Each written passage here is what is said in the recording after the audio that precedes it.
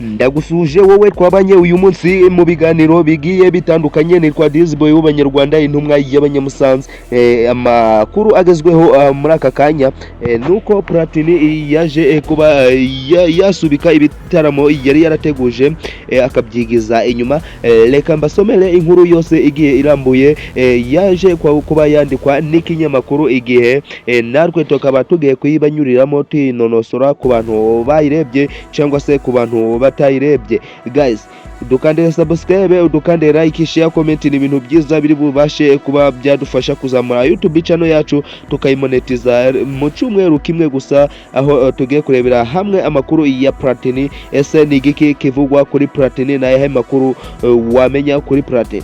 Platini wari uherutse guteguza ibitaramo bizenguruka u Rwanda bizwi nka Baba Experience 2, yavuze ko yafashe icemezo cyo kubyigiza inyuma nubwo ataramenya neza itariki cyangwa ukwezi bizaberaho kugira ngo Abanyarwanda baze kuryoherwa n'ibitaramo Platini azabakore. Yaje kugira ati, naje gusanga hari ibintu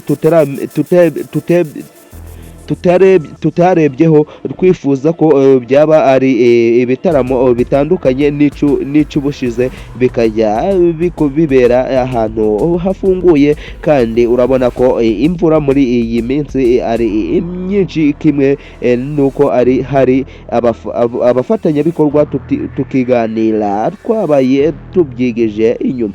Nitwa Dizboy w'Abanyarwanda. Niba aya makuru agushimishije, nkandira subscribe, unsharingira abantu batanu ino video kugira ngo nabo baze kumenya aya makuru kuri Platini waje kuba yasubika ibitaramo bye kuri iyi tariki ya 26 niho amakuru aje kuba yashirwa ahagaragara mu bitangaza makuru. Ndabakunda cyane. Nitwa Dizboy w'Abanyarwanda.